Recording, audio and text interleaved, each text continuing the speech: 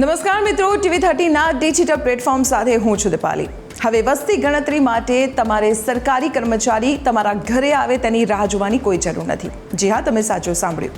ભારત સરકાર લાવ્યું છે સ્વગણના એટલે કે સેલ્ફ એન્યુમરેશનની સુવિધા અને ગુજરાતમાં પ્રક્રિયા આજથી એટલે કે 17 મેથી શરૂ થઈ ગઈ છે, જે 31 મે સુધી ચાલશે।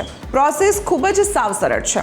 સૌથી પહેલાં તો લેપટોપ કે ડેસ્કટોપ પર se.census.gov.in ઓપન કરો, જ્યાં સેલ્ફ એન્યુમરેશન ફોર્મમાં તમારું રાજ્ય પસંદ કરીને કેપ્ચા કોડ નાખો। હવે ઘરના મુખ્ય સભ્યનું એટલે કે મોભીનું નામ અને તમારો મોબાઈલ નંબર નાખીને OTP વેરિફિકેશન કરો। સ્ક્રીન પર ડિજિટલ મેપ દેખાય છે, જેમાં લાલ કલરનું માર્કર તમારા ઘર પર સેટ કરો। હવે ખાસ સ્ટેપ, નકશામાં દેખાતા લાલ માર્કરને ડ્રેગ કરીને તમારા ઘરના ચોક્કસ લોકેશન પર સેટ કરો અને તેને સેવ કરી દો। આનાથી ગણતરીદારને તમારું ઘર શોધવામાં સરળતા રહેશે। ત્યારબાદ સ્ક્રીન પર આપેલા સરળ પ્રશ્નોના જવાબ આપો।